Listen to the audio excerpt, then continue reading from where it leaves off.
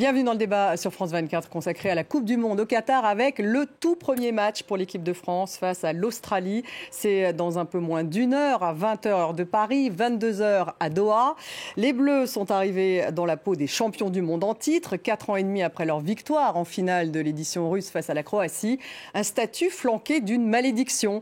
La nation tenante du titre lors de la phase de groupe du mondial est éliminée prématurément et ce depuis l'édition de 2010. Alors les Bleus parviendront-ils à déjouer la malédiction avec les forfaits de Pogba, N'Golo Kanté, Kipembe et maintenant Benzema? Dans quel état d'esprit sont-ils? Quelle est l'ambiance dans le stade? Eh bien, on va parler foot ce soir, vous avez compris, avec des connaisseurs en plus. J'ai le plaisir d'avoir à mes côtés Claude Leroy. Bonsoir. Ancien footballeur, entraîneur, ancien sélectionneur des équipes africaines du Cameroun, du Sénégal, du Ghana et aujourd'hui donc sélectionné pour la Coupe du Monde, d'ailleurs, ces équipes.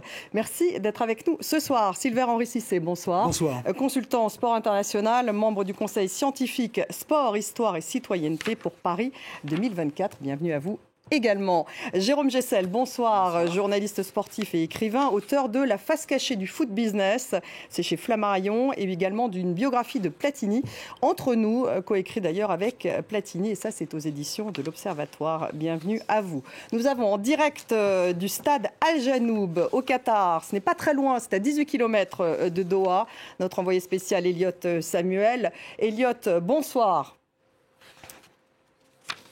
Bonsoir Stéphanie. Vous m'entendez bien. Alors avant de démarrer cette discussion, on va d'abord écouter Didier Deschamps. C'était il y a quelques jours. Tout fait pour que l'ensemble du groupe soit au mieux pour ce premier match qui est très important. Il n'est pas décisif, mais le premier match dans la compétition est toujours très important. Donc il n'y a pas à avoir d'anxiété ou quoi que ce soit, de calme et sérénité, mais en sachant de par l'adversaire qu'on aura, quel qu'il soit, mais l'Australie en fait partie, c'est le très haut niveau, donc il faudra tous les ingrédients nécessaires. Elliot, on démarre avec vous, puisque vous êtes sur place. Sont-ils arrivés dans le calme et la sérénité, les Bleus? Ils sont arrivés en tout cas ici au stade Al Janoub, donc au sud de Doha, vous l'avez dit. Les Bleus qui vont bientôt fouler la pelouse pour l'échauffement d'avant-match. Sérénité en tout cas, on les a vus ces derniers jours, ils avaient l'air plutôt sereins, plutôt détendus, plutôt complices. Mais là, on arrive maintenant dans un premier match de Coupe du Monde. Beaucoup de joueurs vont découvrir cette Coupe du Monde, à commencer par la défense évidemment. Ibrahima Konaté et Dayot Upamecano qui vont devoir tenir les rênes de cette défense française et qui vont découvrir une Coupe du Monde. Dans quel état d'esprit seront-ils au moment de fouler la pelouse, au moment d'entendre la Marseillaise? C'est évidemment une des grandes questions. La composition d'équipe qui en tout cas vient d'être annoncée par la FIFA. Pas de surprise par rapport à ce qui avait été annoncé depuis plusieurs heures maintenant, avec donc cette défense, on l'a dit, Upamecano, Konaté, Varane qui est laissé sur le banc, lui qui a repris l'entraînement collectif seulement samedi dernier. Le milieu de terrain avec Tchouaméni, Rabiot, Griezmann juste devant ces deux joueurs. Et puis Mbappé à gauche, Dembélé à droite et Giroud en pointe, les Bleus qui vont enfin pouvoir commencer la défense de leur titre dans quelques minutes maintenant. Claude Leroy, vous pouvez justement aussi rebondir, puisque maintenant c'est l'annonce officielle. Si je comprends bien, il y a une inquiétude autour de la défense avec Konaté. Est-ce qu'ils vont pouvoir déjouer cette fameuse malédiction des champions, du champion du titre? Il faut espérer. Moi, j'ai plutôt le sentiment que finalement toute cette cascade de forfaits, ça a dû les libérer complètement psychologiquement, parce qu'ils arrivaient dans la peau d'un des trois gros favoris avec le Brésil et l'Argentine. Et maintenant qu'on voit toutes ces absences, dont le Ballon d'Or, tout le monde se dit, oh là, la France, la pauvre France, il n'y a plus beaucoup de chance. Or, quand on regarde les joueurs, ils sont du Bayern, du Milan, du Real, du Paris Saint-Germain, de Tottenham, de tous les grands clubs européens. Il y a une équipe plutôt attractive, oui, au départ que Didier a mis en place. Donc, avec cette défense, justement, qui a peu d'expérience, on dit... Oui, mais qui a du talent, qui a un gros potentiel athlétique. Et puis, vous savez, il y a 4 ans... Pavard et Hernandez étaient aussi des nouveaux venus dans le plus haut concert international et ça avait été des grosses révélations et c'était aussi 2 défenseurs, 2 défenseurs extérieurs. Maintenant on a 2 défenseurs centraux nouveaux, mais je crois qu'il y a vraiment beaucoup de qualité. En plus, Jérôme Gessel. Ils ont joué ensemble, Upamecano et Konaté, oui, à Leipzig, donc ils ont des automatismes et ça c'est plutôt un atout pour l'équipe de France de ne pas avoir une charnière complètement inédite, parce que souvent les défenseurs centraux, enfin je parle sous le contrôle évidemment de Claude, mais ils communiquent communiquent beaucoup et ils doivent être très complémentaires. Et ce sera le cas puisqu'ils ont déjà leur automatisme qu'ils ont pu avoir à Leipzig. Mais c'est leur première fois en Coupe du Monde. C'est leur première fois en Coupe du Monde. Ils ont des automatismes parce qu'ils ont effectivement joué ensemble à Leipzig, à peu près 2 ans ensemble. Donc ils ont des automatismes, c'est-à-dire qu'ils n'ont pas besoin de se chercher, ils vont se trouver automatiquement. Sauf que là, on n'est pas en Ligue des Champions, on n'est pas en championnat d'Allemagne, c'est là qu'on est en Coupe du Monde. C'est-à-dire qu'on est un niveau au-dessus, on est un cran au-dessus. Il y a de l'émotion qui va énormément jouer. Il y a une pression émotionnelle. Émotionnelle. Quand ils vont entendre la Marseillaise, ils se sont préparés. Alors, la préparation était très courte quand même, mais dans leur tête, ils se préparent quand même depuis quelques semaines à ce moment-là. La montée, la Marseillaise, la pression, plus l'Australie, qu'il ne faut pas oublier, qui eux jouent contre les champions du monde entier, c'est-à-dire qu'ils vont tout mettre dans cette rencontre pour pouvoir défier la France. Ça peut jouer, ça peut peut-être faire déjouer, parce que le gros problème des Français, c'est toujours un problème de concentration. Il y a 4 ans, on avait eu beaucoup de mal contre l'Australie. Alors là, c'est une petite ironie de l'histoire, parce qu'on retrouve le même adversaire qu'en 2018. Bon, ça nous avait porté beaucoup chance à la fin, mais c'est vrai qu'on avait eu, il y a 4 ans, en 2018 en Russie, on avait remporté le match 2-1, mais ça avait été très serré, avec un match nul, enfin, les Australiens avaient égalisé, ça avait été un but un petit peu gag de Pogba qui avait offert la victoire à l'équipe de France. Donc c'était pas facile face aux Australiens. On pouvait avoir ce soir ce même type de match très serré. Claude Leroy, oui. Vous pensez ? Il y a une petite question qui se pose au niveau mental, c'est Upamecano qui fait des matchs remarquables avec le Bayern. Et il faut quand même rappeler que 3 des 4 défenseurs sont des défenseurs du Bayern, qui est peut-être aujourd'hui la meilleure équipe en Europe. Donc c'est quand même un gage de grande qualité et de sérénité. Malgré la nouveauté, donc. Oui, par contre, Upamecano, pour le moment, n'a pas encore réussi avec l'équipe de France. Autant il fait des matchs remarquables avec le Bayern, autant pour le moment, il a un petit peu de mal justement dans cet aspect psychologique, dans cette petite montée d'escalier qui fait la différence entre un club et l'équipe nationale. C'est plus l'hymne de la Champions League, c'est la Marseillaise, et ça peut intervenir. Mais moi, je voulais dire quelque chose, c'est que depuis plusieurs jours, je suis toutes les conférences de presse, et je suis très étonné de la qualité intellectuelle de tous ces jeunes joueurs, dans toutes leurs interventions, dans toutes leurs interviews. Ils montrent une maturité assez incroyable, et moi, je suis vraiment scotché devant cette jeune génération qui me semble être un pas en avant par rapport à la dernière. Oui. Elliot, vous qui êtes sur place, est-ce qu'évidemment on s'attend effectivement à une pression émotionnelle plus forte sur cette jeune génération qui joue ce soir ? En tout cas, ils n'ont pas montré qu'ils étaient sous pression, qu'ils craignaient évidemment d'entrer en Coupe du Monde. Vous en parliez en plateau, on a vu des jeunes joueurs effectivement en conférence de presse, on y était, on a vu des Axel Disasi, des Youssouf Fofana être plutôt sereins, et même après la blessure et le forfait de Karim Benzema. Alors dans la foulée évidemment on a vu des mines défaites à la sortie de l'entraînement, mais dès le lendemain on y était à cet entraînement. Les Bleus paraissaient détendus, paraissaient complices, paraissaient sereins malgré le choc du forfait du Ballon d'Or. Donc on a eu ce sentiment d'une équipe de France plutôt en confiance. Maintenant, à voir évidemment quand on approche à quelques heures d'un tel rendez-vous, d'une telle entrée en Coupe du Monde. Il faut voir dans quel état d'esprit les joueurs seront. Mais en tout cas, ces derniers jours, ils avaient l'air assez confiants. Oui, pour rebondir sur le choc Benzema, c'est vrai que c'est un gros manque, c'est le Ballon d'Or, donc le meilleur joueur du monde. Mais paradoxalement, ça peut aussi libérer Kylian Mbappé. Alors on sait que... Vraiment, il a besoin d'être libéré, oui, non, parce qu'il aime bien jouer, alors on va être un peu technique, mais il aime bien jouer avec un vrai avant-centre, c'est-à-dire un pivot qui joue en remise, qui dévie des ballons de la tête. Et il y a quelques semaines, il avait dit lors d'une interview avec le club du Paris Saint-Germain qu'il était beaucoup plus libre en équipe de France avec un joueur comme Giroud avant-centre qu'au Paris Saint-Germain, où il avait davantage de tâches défensives à accomplir. Donc là, il va pouvoir... on l'attend au tournant. Là, il va être, à mon avis, le facteur X de l'équipe de France. Tout le monde va jouer pour lui. Et donc, ça peut être aussi un atout majeur. Il a une ambition démesurée et il aime bien se transformer en dépositaire de l'aventure. Donc, c'est vrai que je pense que ce rôle-là lui convient parfaitement du sauveur. Il avait quasiment été il y a 4 ans, très jeune, il y a 19 ans. Et vous parlez de sauveur déjà, oui. En parlant de Mbappé pour ce soir. Oui, non, mais c'était déjà le cas il y a 4 ans. Sur les moments importants dans cette Coupe du Monde, il avait été présent. Et puis à nouveau, aujourd'hui, il se retrouve. Et ce dont il faut se méfier ce soir, c'est de l'impact athlétique de cette équipe australienne. Parce que pour les avoir joués souvent dans ma carrière comme sélectionneur, c'est vrai qu'ils sont rudes. Ils ne rechignent pas au combat. Ah oui. Non, mais non, c'est une équipe, alors j'allais dire presque rustique. J'allais dire ça en paraphrasant Audiard. Non, mais c'est une équipe physique. D'ailleurs, ça correspond à leur sport en général. Hein. Vous prenez tous les sports collectifs des Australiens, ils sont très physiques, ils jouent sur le physique, ils appuient. C'est le sport de l'hémisphère sud. On parle de Mbappé, mais je pense qu'il faut parler aussi de toute l'attaque qui est très intéressante, puisque on a Giroud et Griezmann. Et ce qui est intéressant avec Giroud et Griezmann, c'est qu'on a deux joueurs qui aiment bien jouer l'un avec l'autre. Et on a Griezmann qui aime bien avoir... Maintenant, on peut le dire, parce qu'il me semble qu'à une époque... À une époque, c'était peut-être... Mais là, ils aiment bien jouer. Giroud et Griezmann ont toujours été très amis. Très amis, oui. Mais par contre, où vous avez raison, c'est que Mbappé et Giroud, à un moment, il y a eu un petit peu de friture sur la ligne. Il y a une friture entre Mbappé et Giroud. Mais je parle de Griezmann et Giroud. Il y a vraiment... Il y a quelque chose qui fonctionne très bien. Il y a une vraie complicité.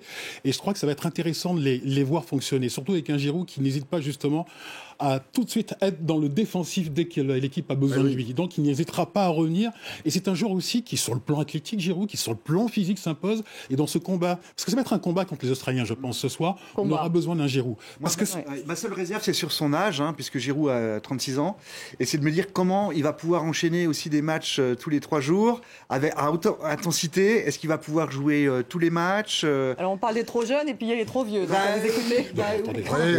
Occupons-nous du premier. Oui, déjà. Oui. Sera 7 ans en plus, on a vu Ochoa à 36 ans, 37 ans étant un penalty aujourd'hui. Magnifique. Les vieux, ils savent faire. Et Karim Benzema. Oui, il a 34 ans, Karim. Oui, c'est vrai. Mais d'ailleurs, il est blessé. Donc, il était ballon d'or. Oui. Mais, du coup, là, meilleur joueur au monde.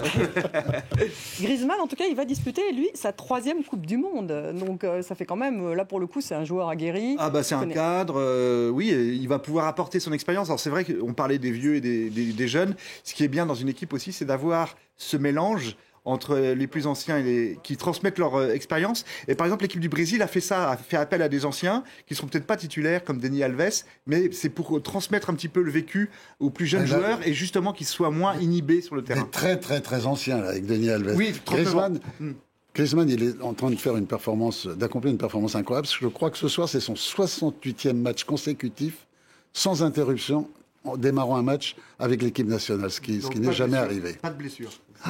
Elliot, une réaction justement sur cette équipe d'attaquants? Oui, il y a Antoine Griezmann, on n'en a peut-être pas assez parlé, mais peut-être en l'absence de Karim Benzema, oui, Mbappé va être libéré, mais aussi sans doute Griezmann. On se souvient qu'à l'Euro, il se marchait vraiment un peu dessus. Griezmann avait vraiment beaucoup de mal à trouver sa place. Là, il va retrouver un poste qu'il affectionne. Alors on va lui demander d'avoir ce poste un peu hybride sans doute ce soir et de descendre en milieu relayeur. Mais il a ce poste au milieu de terrain qu'il affectionne. Et puis dans l'attaque, il y a un autre peut-être qu'il faut qu'on mentionne. C'est Dembélé, c'est sa revanche à prendre. Il y a 4 ans, il était aussi titulaire face à l'Australie. Il avait complètement raté son match. Donc aujourd'hui pour lui, c'est l'heure de la revanche. Dembélé qui sera scruté de près s'il veut avoir sa chance pour la suite de la compétition. Car il y a 4 ans, après France-Australie, on l'avait à peine revu. C'est un funambule. Oui. Il ne faut pas qu'il tombe du fil. Il ne faut pas qu'il tombe du fil. C'est comme tous les artistes. C'est un funambule. Que ça se passe. Ça se joue à très peu de choses. C'est ce dont je parlais hier. C'est Mohamed Bougarsar qui dit la vie, c'est une ligne de crête entre 2 précipices. Il est toujours sur cette ligne de crête. Exactement. Et il faut qu'il soit attention. Mais c'est un joueur exceptionnellement doué, quoi. D'accord, oui, je partage tout à fait la vie de Claude, et c'est vrai que la métaphore du funambule est tout à fait vraie. Et moi, il me fait penser, alors j'étais pas né, mais un peu dans le profil et dans ce côté funambuliste, justement, à Garincha, ce dribbleur, un joueur vraiment atypique. Non, mais il faut le laisser évoluer. À la limite, c'est presque un joueur à qui il ne faut pas donner de consignes. Il faut le laisser faire à l'inspiration. Et quand il a son inspiration, alors là, ça donne des choses, comme le dit Claude, exceptionnelles. Donc si les 3, là, devant, sont justement dans une belle soirée, dans un montant, dans un bon tempo, et s'ils arrivent à se trouver à coulisser, ça peut donner des choses en attaque fantastiques. Ils sont des combattants ce soir, Claude Laura, à votre avis, là? Ils ont ce côté guerrier Oui, parce que justement, on parle de Giroud. Giroud va jouer un rôle très important dans la récupération collective et surtout les coups de pied défensifs aériens, parce que sa taille, son jeu de tête, c'est quelquefois quelque chose qui nous manque dans notre jeu défensif. Et lui, quand il revient, il soulage beaucoup tous les défenseurs. Derrière, on a 2 athlètes incroyables avec Upamecano et Konaté. Donc, avec 2 joueurs sur le côté qui, même s'ils sont un petit peu moins dragster qu'il y a 4 ans, ont emmagasiné de la maturité tactique et devraient être très présents. Donc, moi, je crois, cette équipe me plaît bien. Elle vous A plaît priori, bien. mais ça, c'est ce qu'on dit toujours avant les matchs. Alors Deschamps dit, pardonnez-moi, mais je trouvais que c'était intéressant. Je pense que le sportif français, toute discipline confondue, n'est pas le meilleur quand il est dans le confort. On ne peut pas dire qu'on soit réellement dans le confort. Je trouve ça Non, mais intéressant. c'est bien d'avoir de l'adversité et c'est vrai de ne pas Ça les arriver rend peut-être plus en combatifs. position de favori. On a vu par exemple tout à l'heure l'Argentine qui était ultra avant sur le papier quasiment Alors parmi les justement, trois oui, on va en favoris. parler tout de même de Voilà. ce match, parce que c'était vraiment la grande Et donc, surprise du jour. Ça c'est bien parce que ça peut servir de leçon aux Français en disant attention, l'Argentine qui a été battue par l'Arabie Saoudite, eh ben, c'est déjà un signal fort d'envoyer pour cette Coupe du Monde et de se dire les matchs il faut les gagner et c'est pas parce qu'on est meilleur sur le papier que automatiquement on empoche la victoire. Mais c'est On a pas un peu survendu déstabilisant ça? Parce que tout de même, On a survendu l'Argentine. 2 à 1 le match. Donc l'Arabie Saoudite qui a gagné contre l'Argentine. On les a survendus. Moi, hier, j'étais dans une autre émission et je Les disais Argentins je disais que je ne voyais pas du tout l'Argentine à l'arrivée, loin s'en faut, comme l'Espagne, parce que je pense qu'ils ont un joueur qui est un soleil, qui met un peu de lumière sur tous les autres, mais il n'y a que des joueurs de complément, il n'y a pas de grands joueurs à côté de lui dans cette équipe, et dès qu'il est un petit peu inhibé, Messi, il n'apporte pas grand-chose. Et je savais qu'avec Hervé Renard à la tête de l'équipe d'Arabie Saoudite, pour l'avoir quasiment tous les jours, tous les 2 jours au téléphone, il avait bien préparé son affaire, ils avaient bossé comme des fous en Espagne. Ça fait 2 mois que tous ces joueurs sont ensemble, contrairement, on parlait de Silver tout à l'heure, où les joueurs sont arrivés là pour les grandes équipes où il n'y a que des pros au dernier moment. Et tactiquement, on a vu une équipe incroyablement prête, qui a posé des problèmes en jouant très haut, une ligne de hors-jeu à 45 mètres de ses buts, en prenant tous les risques, mais des risques payants. Donc, chapeau aux Saoudiens, puis chapeau à notre compatriote. Je dois Hervé rendre Renard. hommage à Claude parce qu'en fait, il y a quelques jours de cela, j'ai lu un petit entrefilet où Claude disait dans la presse il faut surveiller cette équipe. Alors, qu'est-ce que j'ai fait? Je suis allé sur les réseaux sociaux parce que moi, je connaissais pas le jeu de cette équipe. Je suis allé sur les réseaux sociaux pour voir un peu. Ça a été un peu difficile de trouver des images, hein.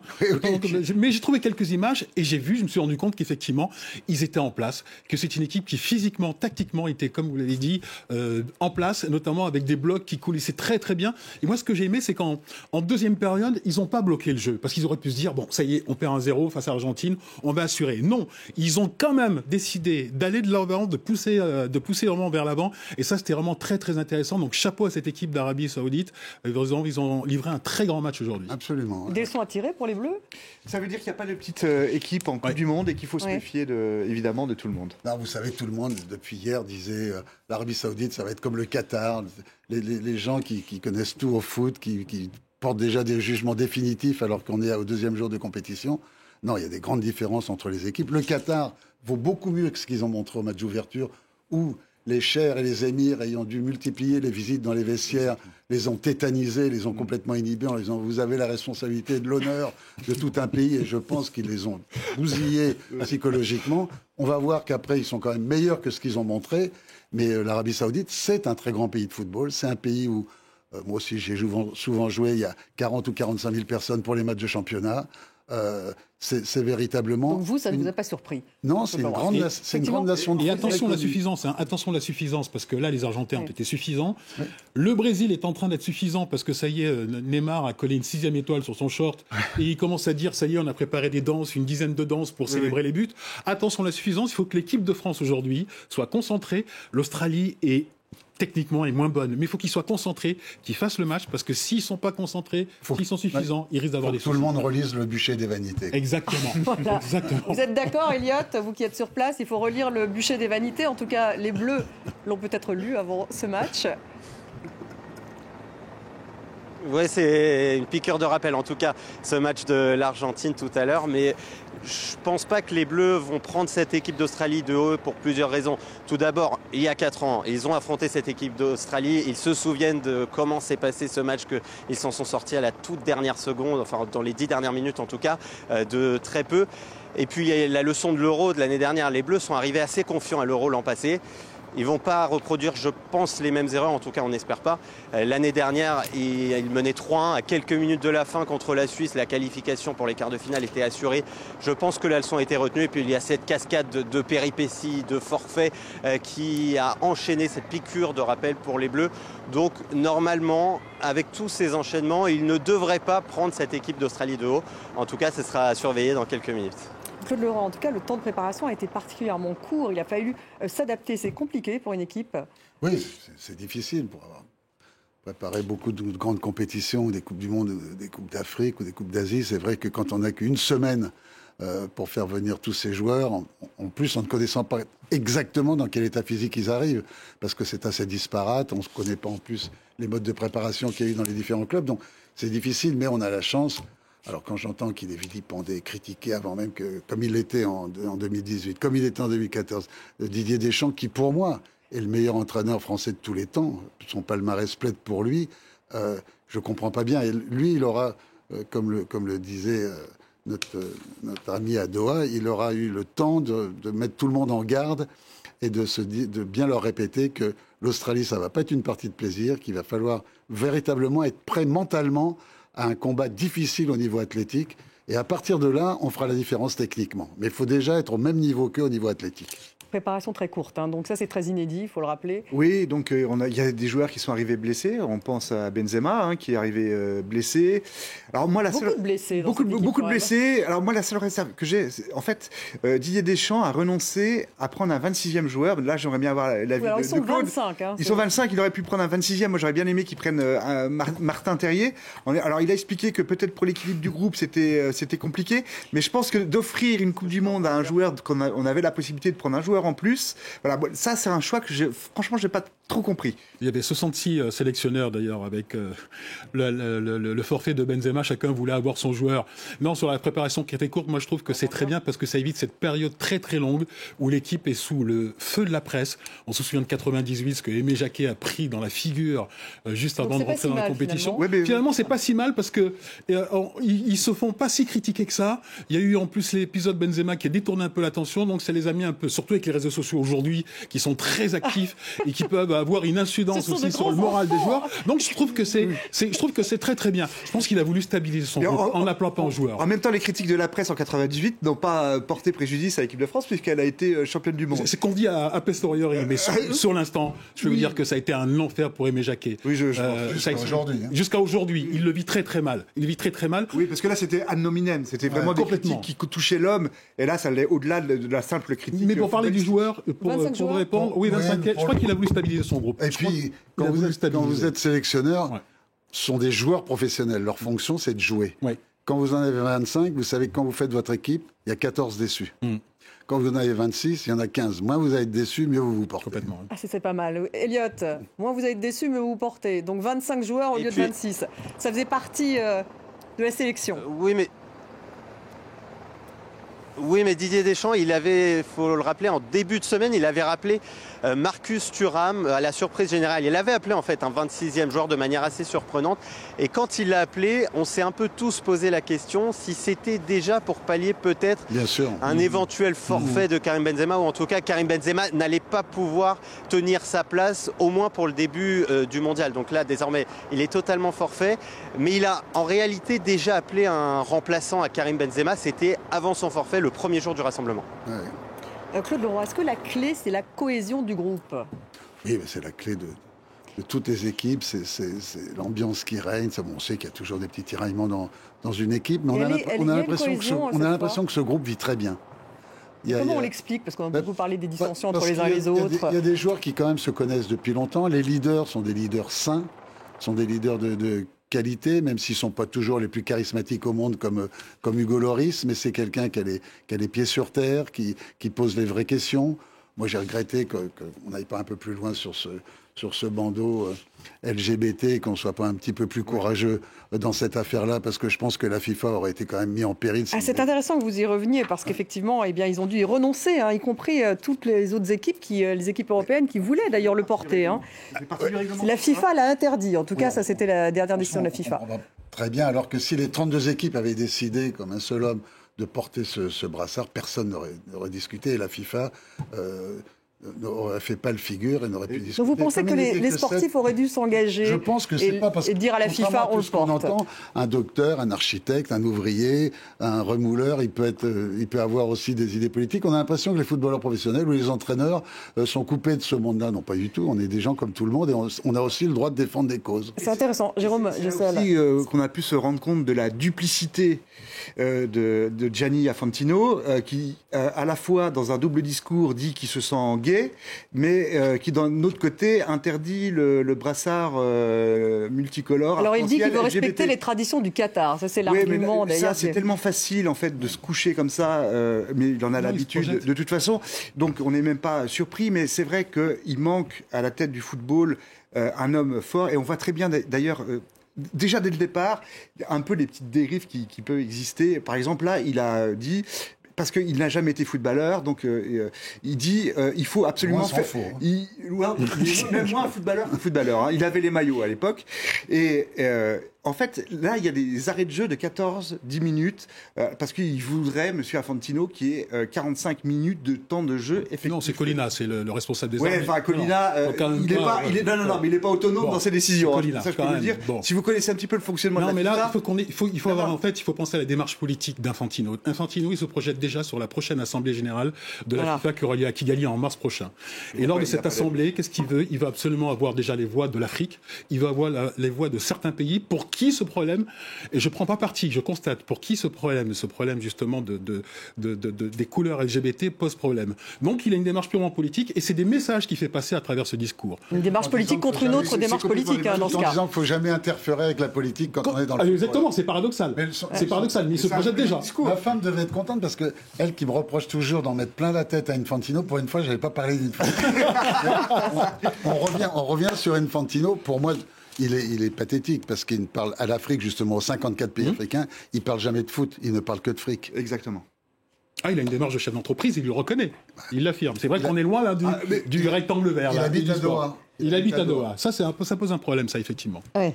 En tout cas, difficile de parler de sport sans parler de politique, puisqu'on a vu que l'équipe des Iraniens, les Iraniens, avant justement le match, ont refusé de chanter l'hymne national. Si ce n'est pas un geste politique...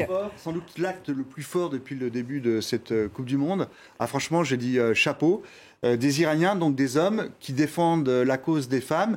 Ça sert aussi et du peuple iranien, on veut dire plus largement. Et ça, c'est aussi ça la force du football universel. Et là, tout le monde a repris effectivement. Oui, mais élargissons s'il vous plaît, parce qu'il n'y a pas que les footballeurs en ce qui concerne. Il faut parler aussi des joueurs de water-polo. Il faut parler des basketteuses qui l'ont fait. Oui, mais même si ça n'a pas la même portée, des artistes. Il faut parler de tous les sportifs qui ont fait cet acte. C'est un acte de bravoure. Et c'est même plus dangereux pour ces athlètes qui sont moins connus que les footballeurs, parce qu'ils ne sont pas protégés par la popularité. Ouais. C'est pour ça qu'il faut élargir. Les footballeurs, ils sont encore un tout petit peu protégés par la popularité. L'audience, pardonnez-moi, Sylvain Henri Cissé, on parle de 5 milliards de personnes. Certes, qui vont mais je parle de la mise en danger. C'est-à-dire que si demain les basketteuses disparaissent et sont torturées, personne n'en parlera. Alors qu'un joueur de foot, si lui est mis en prison, là effectivement, sur l'audience. Quand on parle de courage, je parle aussi de tous les sportifs iraniens. Les ayatollahs sont prêts. On a vu avec des gens aussi très célèbres en Iran, ou des metteurs en scène, ou des réalisateurs, ou des comédiennes, qu'ils étaient prêts à tout, quelle que soit la renommée de mais il faut leur rendre hommage à tous. Il faut rendre hommage à tout le monde.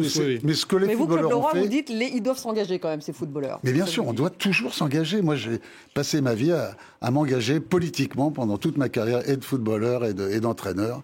Alors ça m'a valu de prendre des bons coups de bâton, mais je ne regrette pas une seconde. Exactement, parce que le football est un monde très conservateur et très consensuel, où en fait on fait les petits coups par derrière, mais c'est vrai que quand on défend ses idées, on défend ses convictions, eh ben, c'est vrai qu'on n'est pas toujours le bienvenu. Eliot Samuel, effectivement, il y a eu le fait que cette équipe d'Iraniens n'a pas chanté l'hymne national iranien avant justement le match, et ça a marqué ces premiers jours de la Coupe du Monde.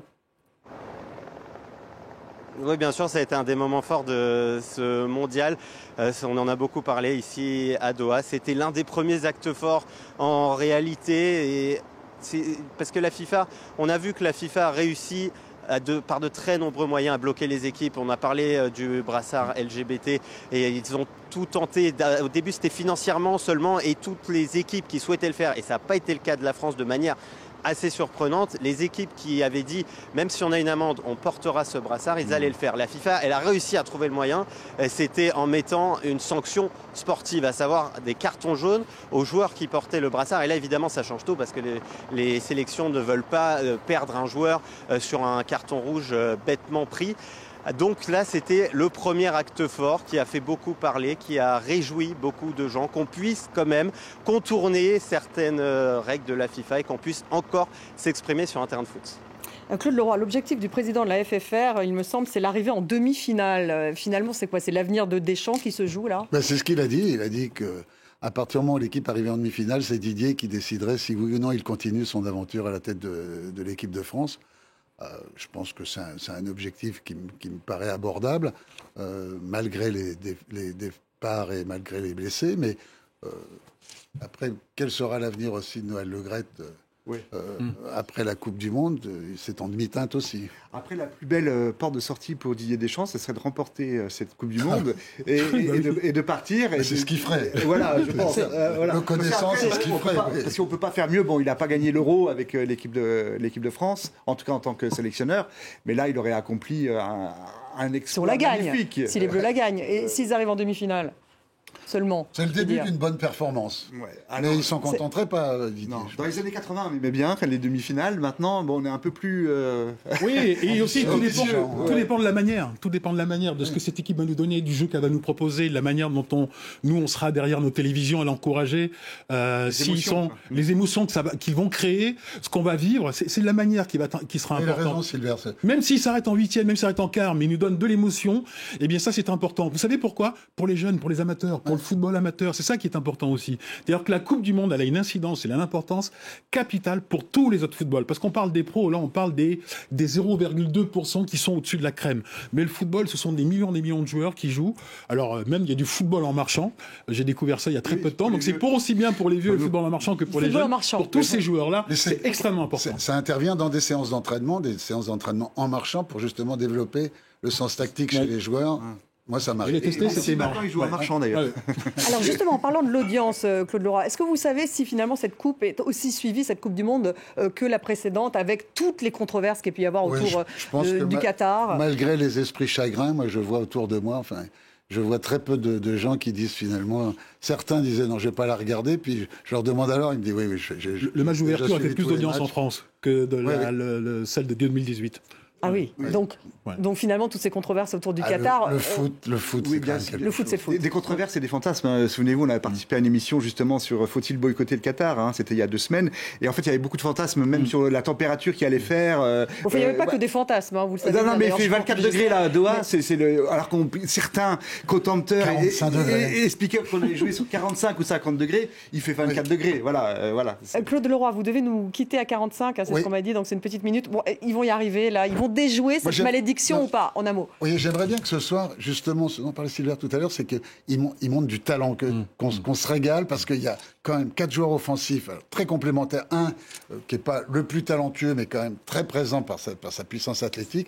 Et sur les côtés, Kylian et Dembélé, derrière Griezmann, qui sont 3 joueurs très très doués. C'est fort. Plus Chouameti, qui est capable de passer les lignes, qui est un joueur, si jamais il se libère complètement, qui peut étonner pendant cette Coupe du Monde, ça peut être une des grandes révélations de la Coupe du Monde. Donc, moi, j'aimerais ce soir c'est pas le problème de gagner, j'espère qu'on va gagner bien sûr, mais j'aimerais qu'en plus on montre quelque chose. Voilà, on vous laisse partir. Merci beaucoup d'avoir participé à cette émission. Et on va en profiter pour retrouver à Paris Nina Masson qui est avec des fans dans un bar à Paris. Nina. Oui, bonjour à vous Stéphanie. Et vous le voyez ici, malgré le froid, eh bien, les Français se sont donné rendez-vous. La Coupe du Monde de football, ce sont aussi des bons moments. Donc ça y est, l'équipe de France ouvre bien une page blanche de son histoire et lance officiellement sa Coupe du Monde au Qatar ce soir. Elle la lance aussi avec ses supporters à Paris. Premier match pour les tenants du titre face à l'Australie. Et vous le voyez ici, le monde rassemblé dans cette brasserie du centre de Paris. Ici, les supporters qui suivent évidemment ce match extrêmement attendu sur grand écran.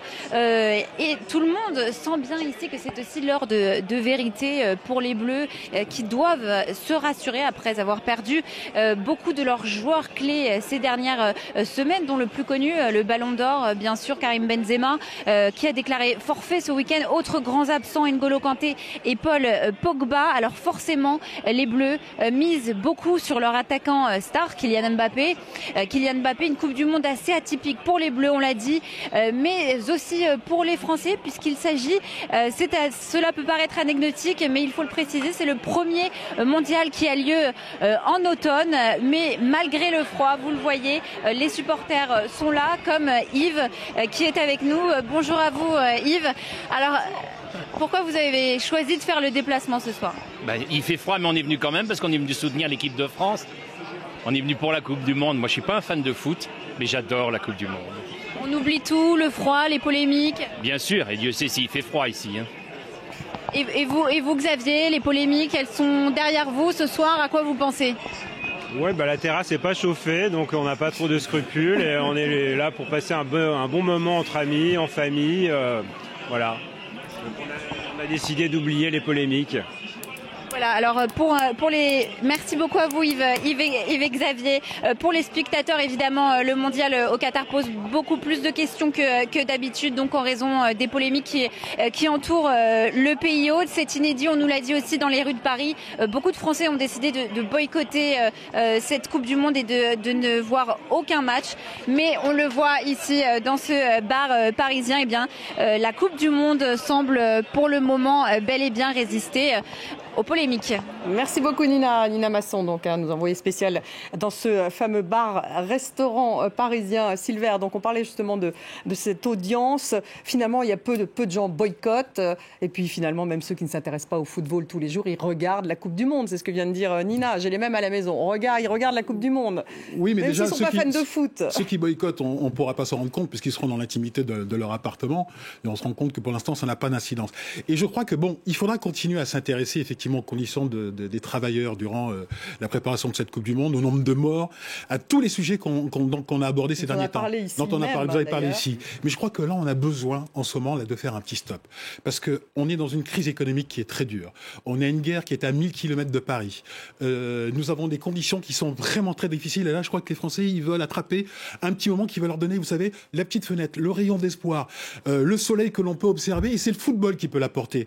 Alors, certains vont dire, oui, mais il se passe d'autres choses à côté. Certes, mais pendant 90 minutes, pendant l'équipe de France joue, profitons de ceci, que ça ne nous empêche pas ensuite, par la suite, de réfléchir à toutes ces polémiques et problématiques dont vous avez parlé ici. Oui, alors le risque, bien sûr, c'est qu'après la Coupe du Monde, on n'en parle plus. Ça reste toujours un risque. Oui, non, mais Jérôme. Évidemment. Mais c'est vrai que, comme le dit Silver, si on peut avoir un petit coin de ciel bleu dans tous les sens du terme, et puis que les bleus aillent loin, parce que c'est vrai que de façon un peu mécanique, ça augmente un petit peu le moral. On est au mois de novembre, il fait froid. Ça peut être pour nous quelque chose, un petit biscuit comme ça, sympa. Et ça nous permet aussi de mettre entre parenthèses le climat anxiogène, c'est vrai, dans lequel on est baigné en permanence. Elliot, je sais que vous devez partir bientôt justement pour aller dans le stade lui-même, Elliot Samuel. Chanceux. Elliot, ouais, chanceux comme ils disent ici. Quelle est l'ambiance ? L'ambiance qui est montée évidemment. On a vu enfin les supporters français arriver ici à Doha. Depuis notre arrivée, ça avait été très compliqué de voir des drapeaux bleu, blanc, rouge. Ils seront 3300 supporters français durant ce match à soutenir les Bleus. 3300 supporters, une grande partie qui viennent évidemment de France, qui ont fait le déplacement. Certains supporters qui vivent ici à Doha, des expatriés ou d'autres dans les pays voisins. Mais voilà, l'ambiance derrière les Bleus est enfin montée.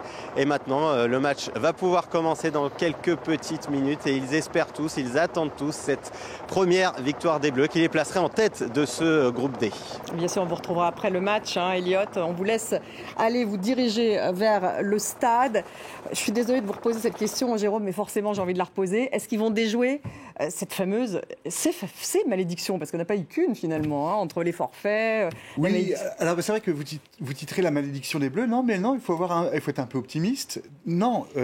Je pense qu'ils sont capables de récidiver leur exploit de 2018, de faire comme le Brésil en 58 et en 62, de gagner 2 fois de suite. On a une formidable équipe, on a un formidable réservoir. Il faut savoir que c'est la grande force aussi de la France, c'est d'avoir beaucoup de licenciés et d'avoir un réservoir de talent quasiment inextinguible. Donc franchement, je pense que tous les feux sont au vert en dépit des blessures. Et petit signe, il y a eu cet après-midi un match qui seront les adversaires de la France, c'est-à-dire entre le Danemark et la Tunisie, il y a eu un match nul. C'est déjà un résultat qui favorise déjà les Français. Et pourquoi ? Parce que si on gagne, on sera, comme l'a dit mon confrère, seul en tête. Et c'est bien que les adversaires, en fait, quand ils jouent entre eux, se neutralisent. C'est le meilleur des scénarios. En plus, c'était pas un joli football. Content, d'ailleurs. C'était pas un joli football entre le Danemark et la Pologne. Vous savez, moi, j'ai pour habitude de dire... Non, mais les Tunisiens étaient très... Non, pas Tunisie, pardon. Tunisie. Mais j'ai pour habitude de dire que les statistiques, elles ne concernent que le passé. Oui. Donc, faisons fi du passé. C'est des statistiques. Hein, oui, mais faisons fi du passé, parce qu'on aime bien s'appuyer sur... Et je crois que d'ailleurs, même, c'est un peu de la superstition. Ce qui compte, c'est aujourd'hui et demain. Donc aujourd'hui, cette équipe, je la trouve très intéressante dans ce 4-2-3-1 qui se présente, qui va peut-être se transformer en 4-3-3 aujourd'hui. Ce qui est intéressant, c'est l'ambiance qu'il y a dans cette équipe. Ce qui est intéressant, c'est Mbappé qui est attendu comme le GOAT, comme la révélation une nouvelle fois à son niveau de cette Coupe du Monde. Donc tout est en place pour avoir une belle équipe de France, pour avoir un très joli parcours. Maintenant, il n'y a plus qu'à regarder et surtout ne pas s'appuyer sur les statistiques, le passé, l'histoire, qui parfois sont, je trouve, assez handicapants. Alors pour les non-initiés, 4-3-3, ça veut dire 4 derrière, 3 au milieu et 3 devant. Je dis ça parce qu'on a un ultra spécialiste. Donc mais Mbappé, tout le monde connaît, donc ça va reposer sur lui. Voilà, évidemment. Alors c'est vrai que, comme disait Claude précédemment, Claude Leroy, c'est vrai que Mbappé avait été quand même le facteur X en 2018. Là, nécessairement, avec l'absence de Benzema, on n'est pas dans l'obligation de faire le jeu. On peut toujours miser sur la vitesse et sur la contre-attaque, c'est-à-dire lancer vite Mbappé en attaque. Et on sait que grâce à sa vitesse et à sa technique, il est tout à fait en mesure d'effacer ou plusieurs défenseurs et de marquer. Il terrifie tous les défenseurs. Ah oui, il terrifie. Très clairement, pour n'importe quel défenseur, savoir qu'il doit charger Mbappé, c'est juste terrifiant. Déjà, il dort mal la nuit. D'ailleurs, il ne dort pas de la nuit d'avant. Et ensuite, juste avant la rencontre, ça va être terrible. Et celle d'après aussi. Non, c'est terrible. Non, pour ce joueur-là, c'est juste un cauchemar. Un cauchemar à marquer, un cauchemar à charger. C'est un enfer. Et aujourd'hui, pour tous les défenseurs, quel que soit le défenseur et son niveau, aujourd'hui, on a affaire à quelqu'un qui est hors norme. Mbappé, c'est un joueur tel que Pelé l'était en son temps, tel que Maradona l'était en son temps, tel que Platini, que vous connaissez très bien aussi, l'était en son temps. C'est-à-dire, c'est un joueur qu'on ne sait pas comment prendre, qu'on ne sait pas comment attraper, et il faut qu'il soit dans un bon tempo. S'il est dans un bon tempo et qu'il a l'équipe avec lui, et qu'il arrive à tel un chef d'orchestre, un Karajan, à diriger toute cette équipe, ça peut faire de très très belles choses. Merci. En tout cas, un mot de conclusion ? Oui, écoutez, on croise les doigts pour Mbappé, vive la France et vive le foot français. Merci Jérôme Chessel, merci beaucoup Silver, Henri Cissé, merci bien sûr à Claude Leroy qui était avec nous il y a quelques instants, merci à Elliot Samuel qui est en direct du Qatar, Nina Masson également, merci à Nina donc, qui était en direct, vous avez vu, de ce bar où il y avait ses fans qui attendent ce match qui va démarrer dans 5 minutes exactement, ce match donc France-Australie. Merci à vous tous de nous avoir suivis et restez sur France 24.